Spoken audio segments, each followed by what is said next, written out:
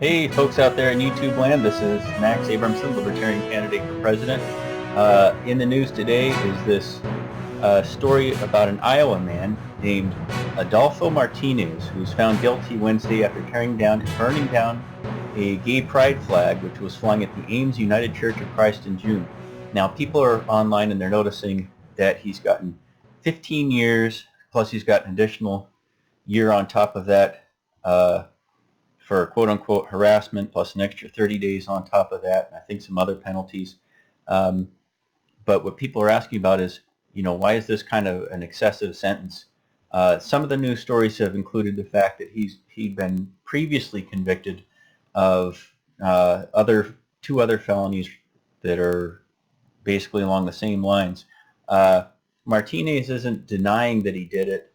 In fact, he's admitted to it and he's accepted a sentence. But 16 years in prison for burning a flag. Now, this is actually a property crime. He did take this down, and he did burn it. But what seems strange is the habitual offender, and they're asking on top of this that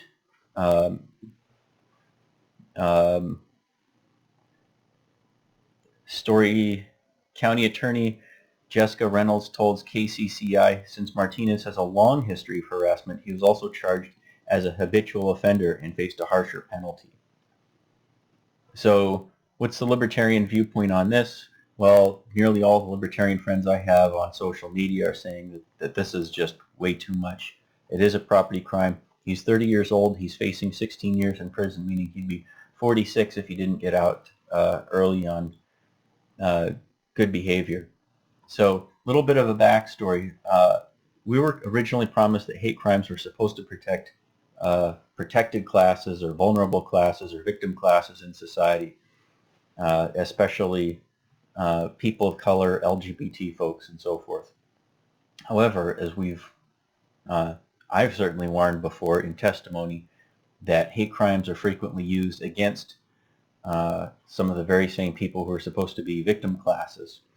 This is why I don't believe in the victim class mentality that the totalitarian left is pushing. FBI statistics showed that blacks were getting, on average, many times more. I think 5 times as likely to be convicted on hate crimes, and we're getting a lot more prison time on hate crimes. And Latinos, American Indians, and Asians, and people of mixed race, and some other groups, as I've said before, are not getting proper legal protection, and that they're actually being targeted by the criminal justice system because politically they've been easier targets. They can be much maligned by the media. If you remember the old Time Magazine versus Newsweek story, where it was obvious that one of the newspapers had taken the mugshot from O.J. Simpson and darkened his skin even more to try to make him look even more dangerous and more scary. So the Democrats and rhinos are pushing hate crimes legislation, and they pour out a lot of emotion, and they make the whole legal system look ridiculous. And law of unintended consequences is it does backfire. And Adolfo Martinez is Latino himself and is, as usual, facing very harsh sentencing for what is a property crime, which would normally get you 30 days in jail or community service or restitution.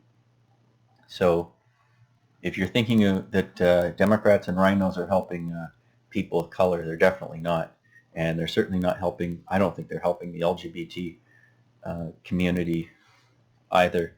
I think what they're doing is creating a divide, and I think what the media, Democrats and rhinos are doing in this story, my impression is continuing the whole Christian versus gay divide, trying to keep people divided, keep people on one side or the other, and keep Americans pit against each other. So let's all stick together, just be one country, have one set of laws for everyone, one set of legal protections for everyone.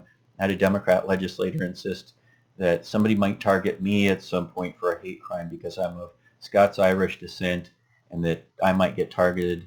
And I said that was ridiculous. I'm never going to get any extra legal protection from this. It's clearly one-sided. It's clearly an unfair system, and it's just another example of politicians trying to grandstand for their helpless victim classes, and they're making a joke of the law, destroying respect for the rule of law.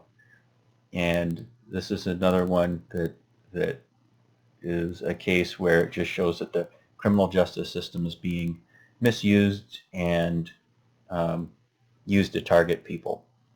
So leave your thoughts in the comments section. Please click like and subscribe. And if you think this is interesting, you want to hear more about this, share this with others. And if you want to help my campaign, it's maxabramson.org.